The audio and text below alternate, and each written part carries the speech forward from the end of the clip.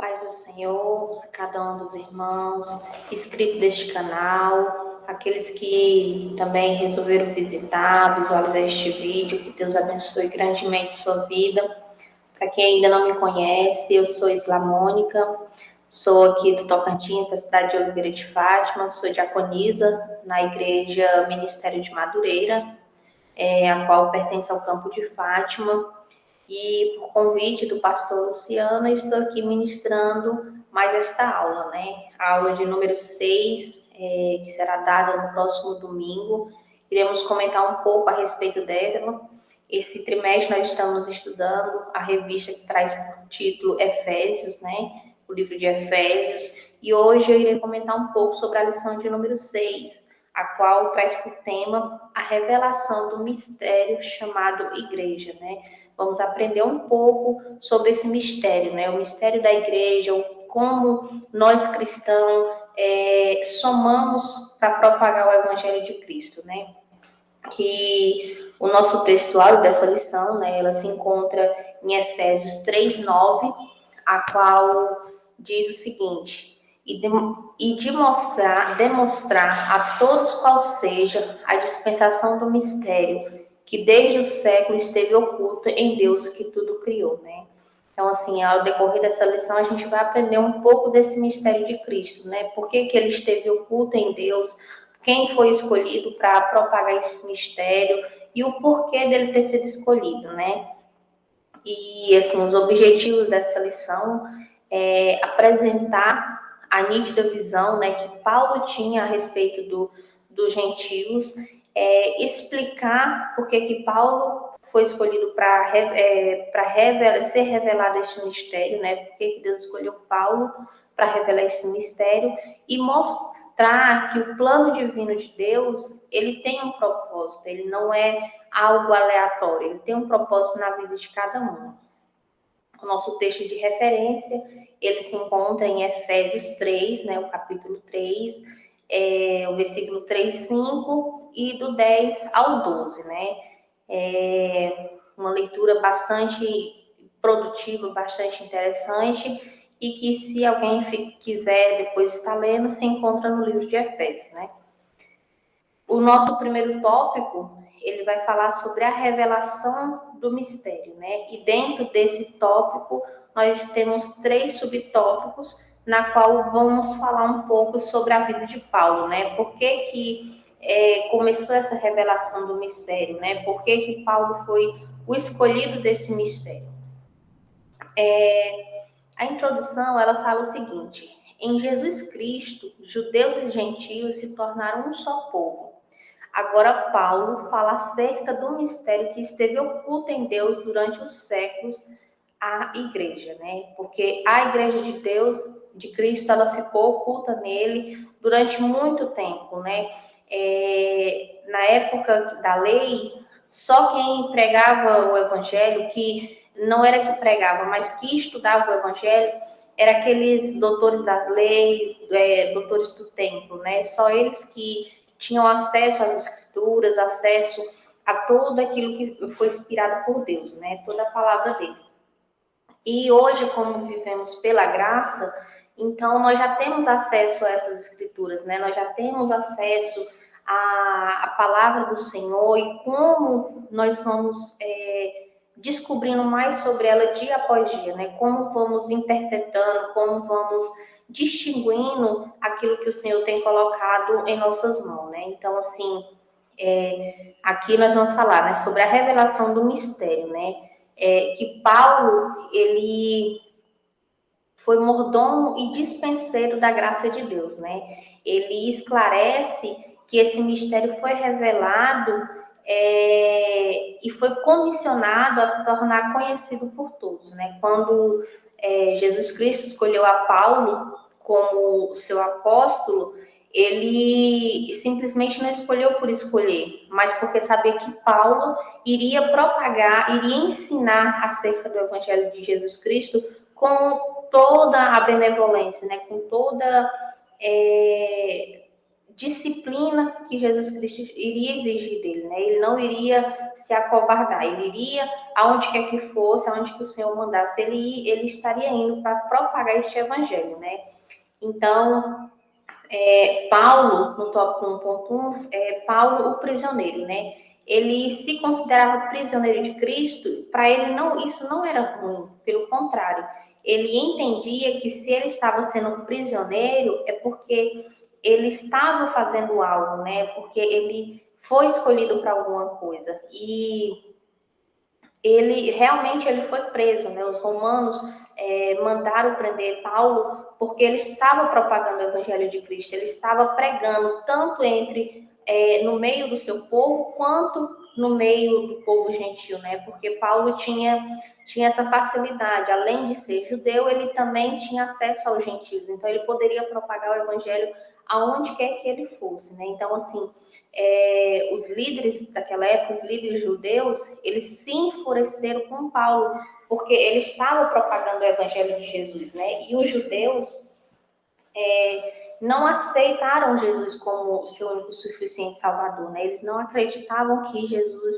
era o Filho de Deus, que veio para salvar a todos, que veio para dar a salvação. Então, assim, eles não acreditavam que isso era possível, né? Que Jesus era o enviado de Deus. Então, assim, eles estavam enfurecidos porque Paulo estava pregando essa mensagem. Então, mandou prender ele, né? Então, assim, Paulo sabia que a prisão não era algo que lhe causava transtorno, né? Pelo contrário, ele acreditava que era um grande privilégio, né? Porque ele sabia que a soberania de Deus estava sobre a sua vida, né? Que aquilo tudo só estava acontecendo porque Jesus Cristo havia permitido, né? Então, assim, por isso que ele foi prisioneiro, né? Então, ele se considerava prisioneiro de Cristo porque a sua confiança era depositada em Deus, toda a sua confiança. Ele sabia que poderia passar pouco tempo ou muito tempo dentro da prisão humana, mas sabia que aquilo tudo tinha um propósito, né? E é tanto que observamos na Bíblia que as cartas de Paulo, algumas delas foram escritas justamente dentro da prisão, né? Ele escrevia de dentro da prisão aquelas igrejas da época. Então, para ele era um privilégio, porque ali dentro Deus se revelava a ele também, né?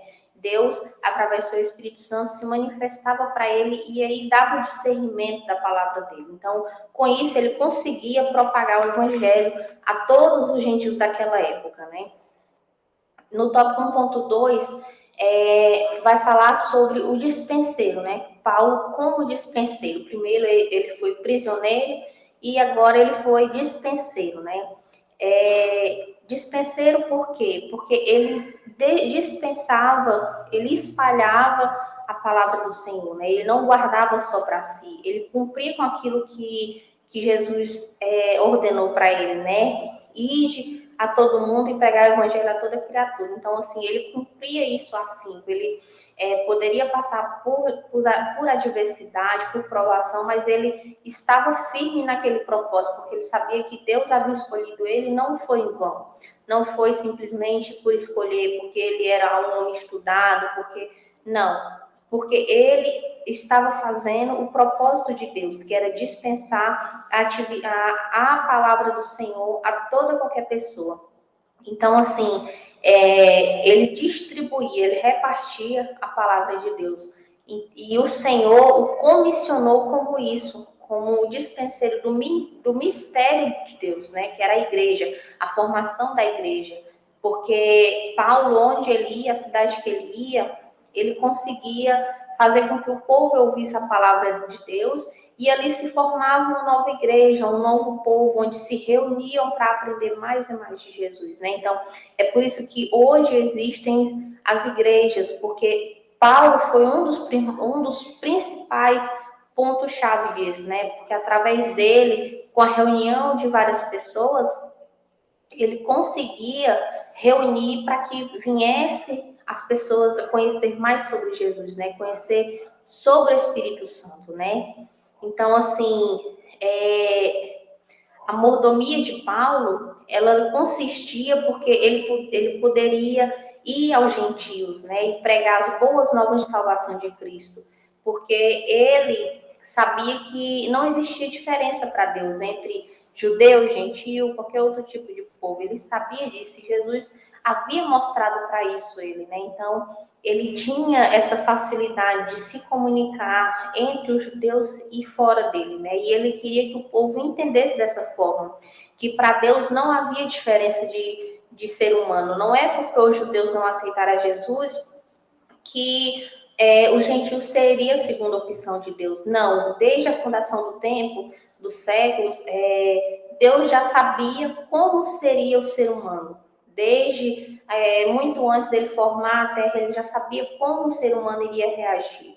Então, assim, tudo foi um propósito, tudo é ao seu tempo, tudo é no momento de Deus. Então, os judeus não o aceitaram, mas Jesus já sabia que os judeus não o aceitariam. Então, ele nos escolheu também para fazer parte do seu povo, né? Nós que somos gentios, que fomos escolhidos também, fomos escolhidos para ser filho, co-herdeiro do reino de Deus, né? E tudo isso porque Deus já sabia. E Paulo, ele foi escolhido como embaixador também, né? Primeiro, ele passou pela prisão, ele precisou passar pela prisão humana, onde eu tenho certeza que ele aprendeu bastante, onde ele depositou mais e mais a confiança dele em Deus, porque ele sabia que a libertação dele vinha e que vinha através de Deus. Poderia, aos olhos humanos, até demorar, mas Deus sabia o momento certo de tirar ele dali.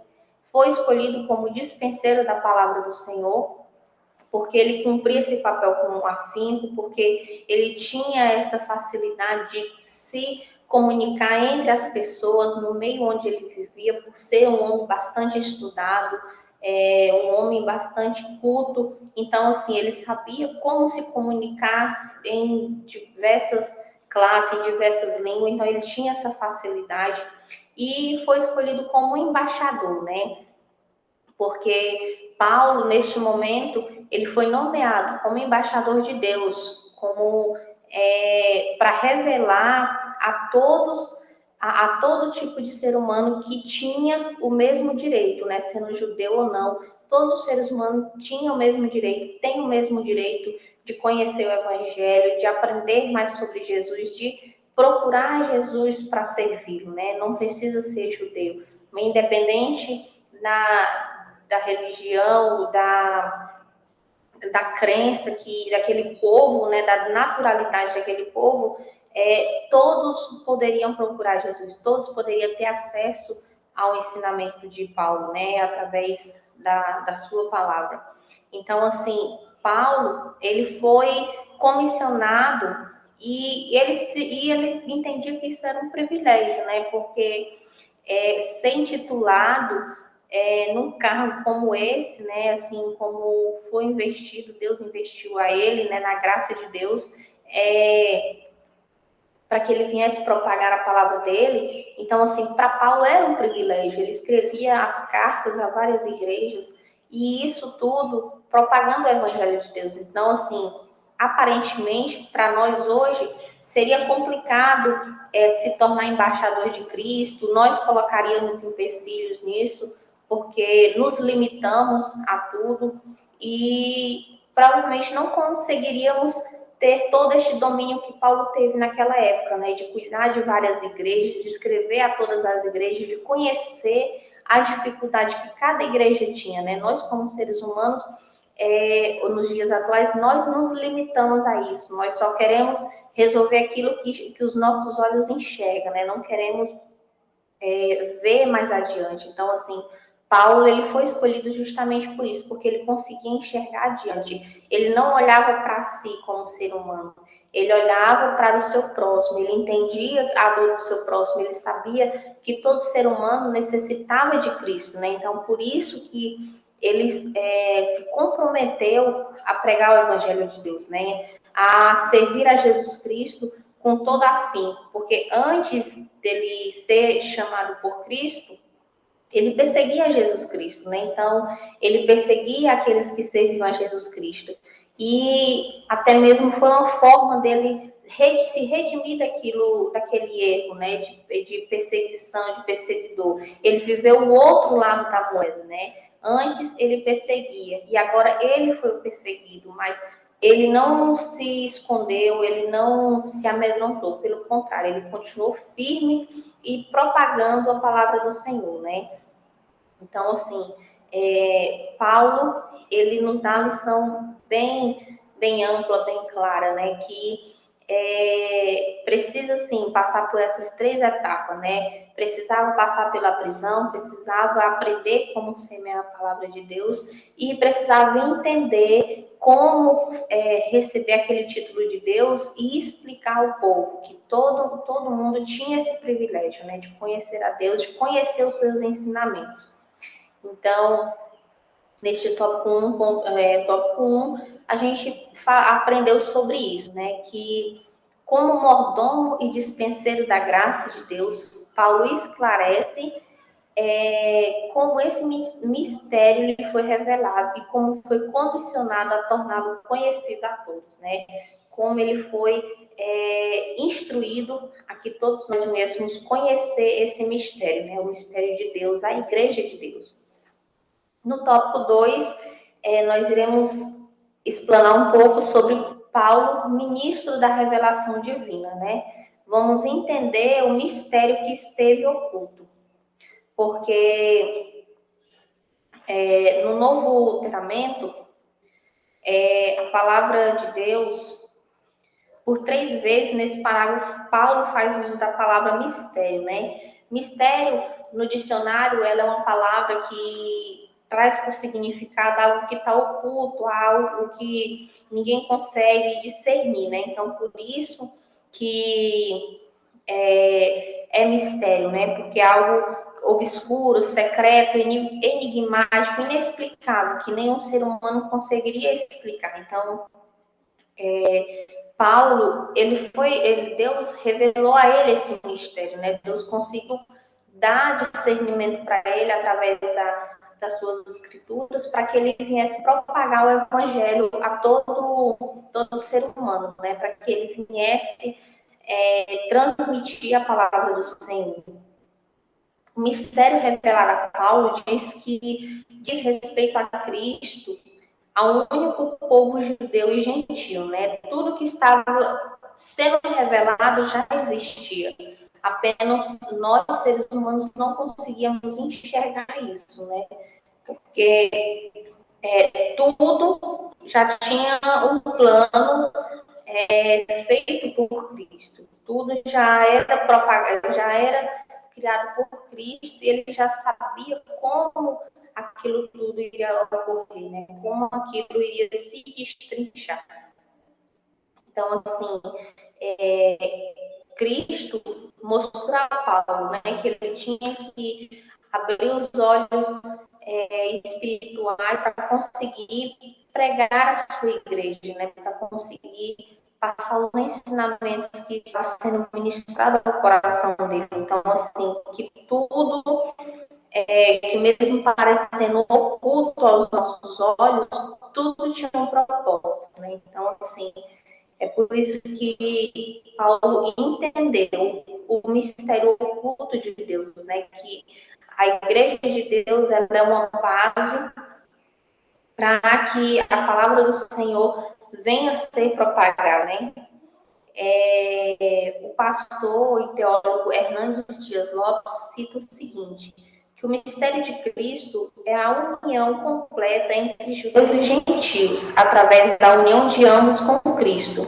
E essa dupla união com Cristo e entre eles, a substância do mistério, né? Então, assim, esse mistério é a unificação, é a nossa unificação como cristão, como gentil, que nós precisamos ter uns com os outros, né? Porque a Igreja de Cristo, ela é união, ela é um corpo, e um corpo, os membros não são um solto, pelo contrário, é um interligado ao outro, precisa ter essa ligação um com o outro. Então, assim, o mistério que Cristo revelou era isso, que a Igreja de Cristo era tanto para judeu quanto para gentil, que eles só precisavam ser ligados entre si, né? E precisavam ser interligados entre si, que não houvesse a separação, né? por ser judeu ou por ser gentil. A natureza do ministério revelado. Paulo apresenta três aspectos importantes desse mistério para os gentios, né? O primeiro aspecto é que os gentios são herdeiros em conjunto com os judeus de algo que somente por adoção se tinha direito, né? Nós que somos gentios, nós fomos acolhidos por Deus por adoção, né? Nós fomos escolhidos para ser filhos seu por adoção, porque os judeus não receberam como pai, né? Como seu pai verdadeiro. Então, assim, nós fomos escolhidos como adoção, né? Fomos adotados por Cristo. E por ser adotados, nós também temos o mesmo direito, que não é porque fomos adotados que não teríamos o mesmo privilégio que os judeus. Pelo contrário, ele revelou a Paulo que o seu povo precisava entender isso, que teríamos o mesmo direito de servir a Jesus, de chamar Jesus Cristo de Pai, como os judeus, né? Que nós temos esse privilégio também. O segundo aspecto é que os gentios se tornaram membros do mesmo corpo, ou seja, da igreja, né? Nós nos tornamos membros do mesmo corpo de Cristo. E o terceiro é que eles também eram participantes da promessa em Cristo Jesus, através da pregação do Evangelho, né?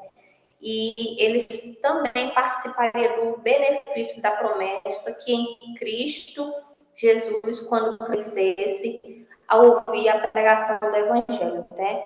Então, assim, nós temos parte na promessa de Deus. Ele nos prometeu que iria ao Pai preparar um lugar para nós. Então, assim, nós estamos firmes nessa promessa, né? Que mesmo sendo filhos por adoção, nós temos parte com Deus também no reino celestial. Basta nos colocar na dispensação dele, né? E entender que somos um povo só em busca de um só objetivo, né? Que é o reino celestial, né? As moradas celestiais através da salvação da minha e da tua vida. Três coisas importantes acontecem conosco quando recebemos Jesus Cristo em nossas vidas, né? A primeira coisa é que nos torna co-herdeiros. Um herdeiro é aquele que tem tudo que o pai possui, né? Então, assim, nós, quando aceitamos a Jesus Cristo, de todo o nosso coração, nós passamos a ser co-herdeiros de Cristo, né? Nós passamos a ter direito a tudo que o pai tem.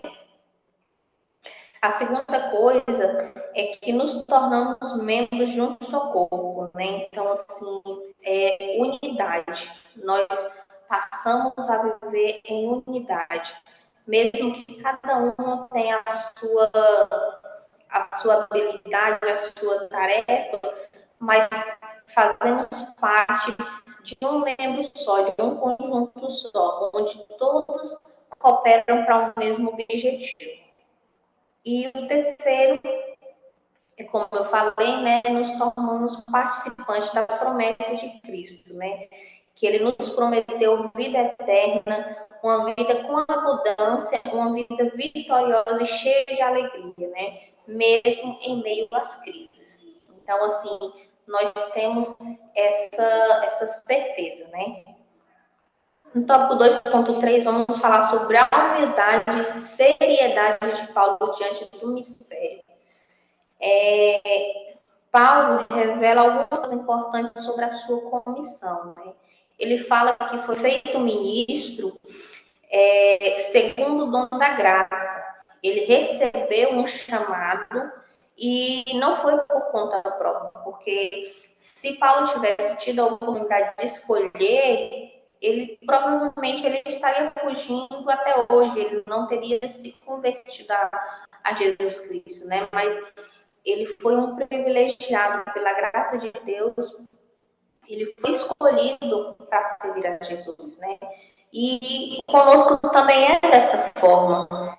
Muitas vezes estamos dentro de templos e nos perguntamos por que não conhecemos a Jesus de perto, né? Mas não é porque o Senhor não queira que nós o conhecemos, mas e sim porque cada um tem um propósito, cada pessoa ela tem um propósito nessa terra, né? Ela simplesmente ela não nasce apenas por nascer, ela não chega a envelhecer, a cumprir o ciclo da vida por cumprir, mas não tem um propósito. E dentro dos templos hoje não é diferente. Tem pessoas que vão se desenvolver mais na obra de Deus, que não é porque elas são merecedoras, privilegiadas, não, mas é porque a graça de Deus alcança todos os dias, porque Deus, ele enxerga além daquilo que os nossos olhos humanos conseguem enxergar, né? Então, assim, nós precisamos entender isso, que o meu chamado, o teu chamado é diferente um do outro, não é nada igual. Uns vai mais longe, outros vão servir apenas de base. E nós precisamos entender isso, porque estamos somando para um bem comum, um bem em conjunto, né? Que é a propagação do Evangelho de Deus. E com Paulo, ele entendeu isso, né? Que ele foi escolhido por ministro, foi feito ministro segundo o dom da graça, né? Porque Deus achou graça nele, Deus teve misericórdia dele, né? Então, assim, por isso que ele foi chamado, né? E ele não saiu por conta própria, porque ele precisou aprender, ele precisou ter as suas próprias experiências, ele não saiu falando aquilo que ele ouvia dos outros, né? Ele não se baseou nos testemunhos dos outros, ele viveu as suas experiências para poder pregar o evangelho, para poder conseguir entender o mistério de Cristo, né? Para poder ter embasamento bíblico daquilo que ele estava falando, né? Ele precisou ter propriedade de causa para pregar o evangelho, né? E conosco também não é diferente, né? Nós que somos propagadores do Evangelho de Cristo, através do louvor, através da palavra, através da oração, nós temos as nossas próprias experiências. Não é que nós vamos pregar a nossa própria vida, não, mas nós temos que viver aquilo para poder conseguir pregar dentro da palavra do Senhor. Nós não podemos pregar aquilo que o nosso próximo fala, aquilo que um ministro de outro local fala, porque eu achei bonito, porque eu gostei, eu vou pregar dessa forma, do mesmo jeito. Não, nós precisamos ter conhecimento de causa, nós precisamos sentir de Jesus aquilo que é para ser pregado, aquilo que é para ser propagado, né? Então, não é sair falando aquilo que ouviu e que aprendemos com os outros. Não, isso serve para o nosso crescimento, para o nosso conhecimento. Mas nós precisamos buscar o nosso próprio embasamento, o nosso próprio raciocínio de como dialogar com o nosso próximo, de como ministrar a palavra do Senhor, sendo guiado pelo Espírito Santo. E a outra coisa é que o apóstolo Paulo deixa bem claro para os destinatários das cartas que ele escreve, né, é que tanto sua autoridade como enviado, quanto a maneira pela qual ele recebeu conhecimento e a origem da mesma, né? Então, assim, Deus era o original de tudo, né? Deus era o principal motivo pelo qual o conhecimento que ele tinha adquirido, pela forma que ele escrevia as cartas às igrejas da época, né? Então, assim, era tudo inspirado por Deus, não é porque ele simplesmente pregava, escrevia e mandava. Não, Deus o inspirava, o Espírito Santo o inspirava a escrever aquelas cartas, né? Então, assim, ele se considerava o mínimo de todos os santos, né? Paulo, ele, quanto menor ele se reconhecia diante de Deus, mais Deus dava conhecimento a ele, né? Mais Deus triunfava sobre a sua vida, né? E conosco também não é diferente, né? Nós temos que desaparecer para que a glória de Deus venha aparecer, né? Porque a glória é dada somente a Ele, a honra é somente dele. Deus não divide a sua glória com ninguém, e muito menos com nós, meros humanos, né? Então, nós precisamos entender isso, que o mistério de que os gentios e os judeus eles eram colocados na mesma base, né? Pela fé em Cristo, eles seriam incorporados um novo corpo, né? A Igreja de Cristo. Esse era o principal objetivo da mensagem de Paulo, né? Que o principal mistério que Deus havia revelado para ele, né? Que seríamos todos um só corpo, uma só base, né? A Igreja de Cristo. No tópico 3, nós iremos falar sobre a riqueza do mistério revelado, né? A mensagem de Paulo, ela sempre era de boas novas, grandiosas para os gentios. Ele consistia nas insondáveis riquezas de Cristo, né? Que Cristo possuía em si mesmo e que outorgava àqueles que vêm aí, né? As riquezas de Cristo, elas não são riquezas materiais, mas sim riquezas espirituais, né? Riquezas que preenchem o vazio do coração, preenchem o profundo da alma, né? Isso é as riquezas de Cristo. Então, assim, Paulo propagava essa mensagem dessa forma, né? As boas novas de Cristo, né? E mesmo diante das adversidades, ter a Jesus Cristo já era uma boa nova, já era um privilégio, já era um motivo de dar graça a ele, né? De dar render toda honra e glória ao seu nome. O mistério revelado no Novo Testamento, né?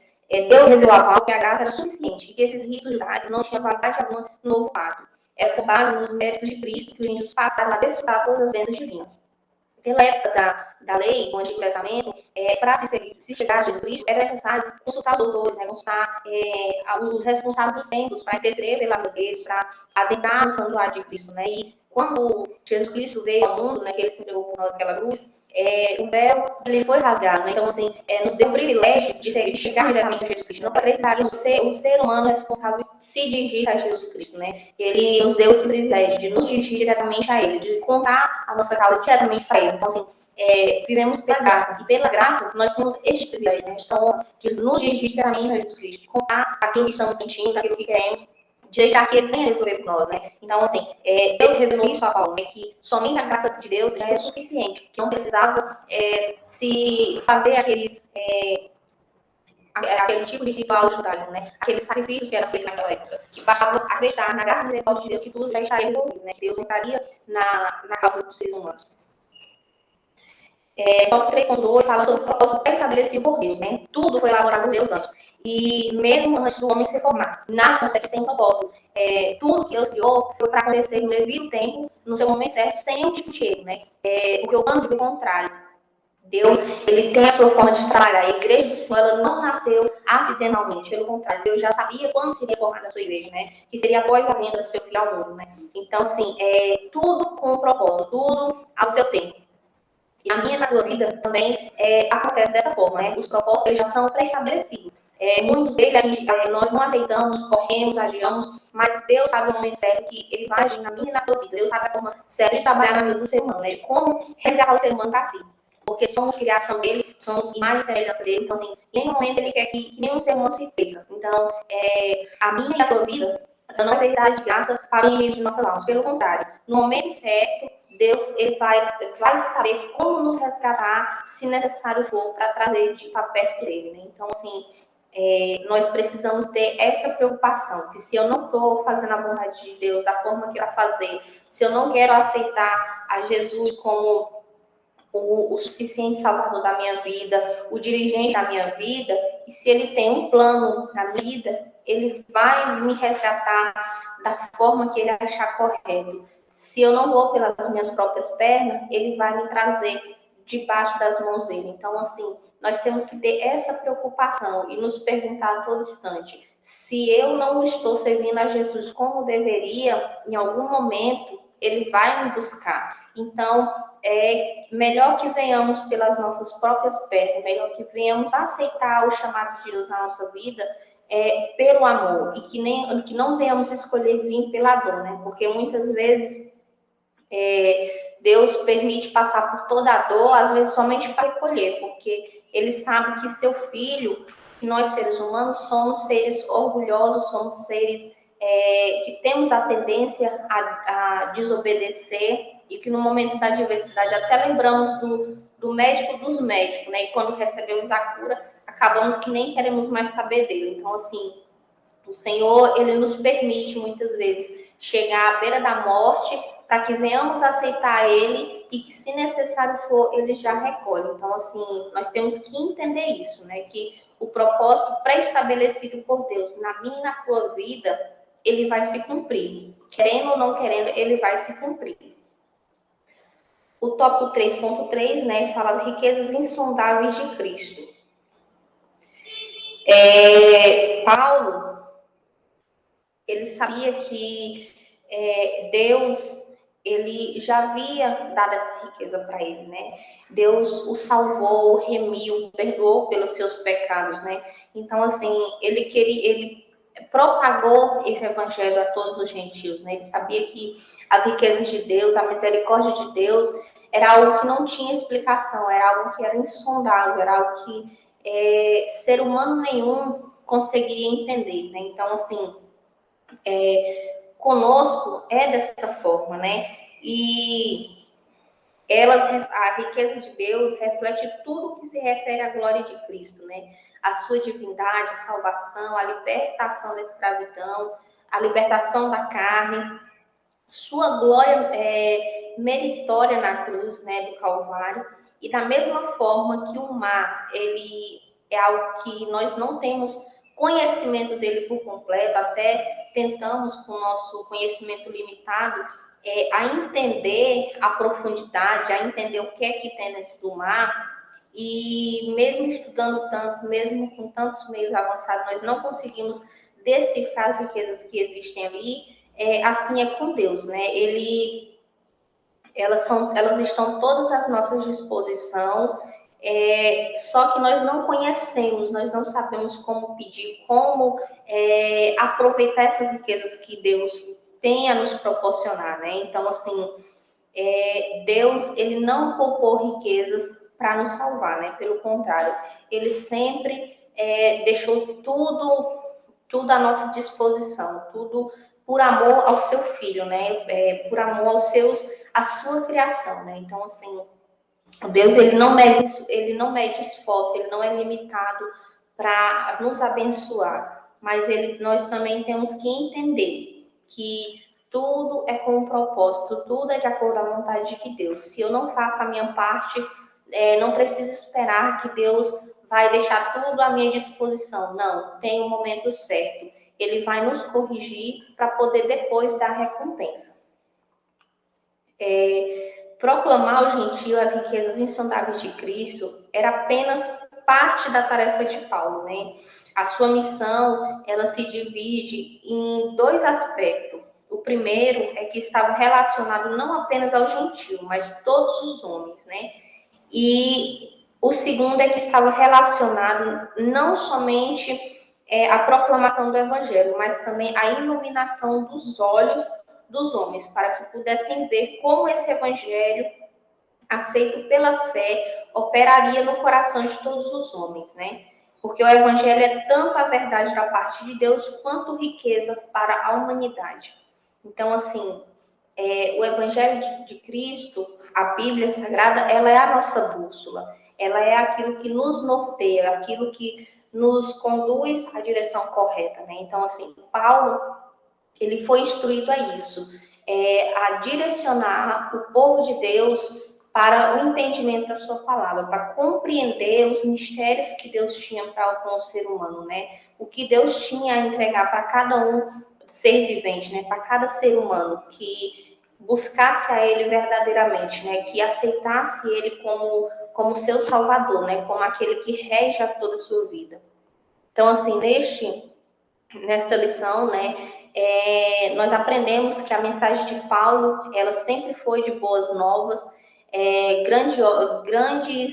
grandiosas para os gentios, né? ela consistia nas insondáveis riquezas de Cristo e que nós vamos absorver isso também, né? Entender que as boas novas, elas são direcionadas à minha e à tua vida, né? Basta estarmos de coração aberto para receber isso, né? Para entender a vontade de Deus, né? E a conclusão desta lição, ela fala o seguinte, que ao expor todo o mistério que lhe foi revelado e anunciar as riquezas insondáveis de Cristo, Paulo apresenta-lhe um intenso rogo para seus amigos não desanimarem, né? Então, assim, Paulo sabia que a lida não seria fácil, que a caminhada não seria fácil, mas que não viesse desanimar, né? E isso ele deixa registrado na Bíblia Sagrada, né? Ele vem nos ensinando isso, que mesmo que a diversidade esteja difícil, que a luta esteja grande, que a caminhada tenha os espinhos, mas que não venhamos desanimar, né? Porque o nosso rumo, o nosso caminho não é terreno, mas sim em busca da nossa salvação, né? De manter a nossa salvação, porque a salvação ela foi dada a todos, mas cabe a cada um de nós manter ela para quando o Senhor nos chamar, nós termos o privilégio de participar do reino celestial com Ele, né?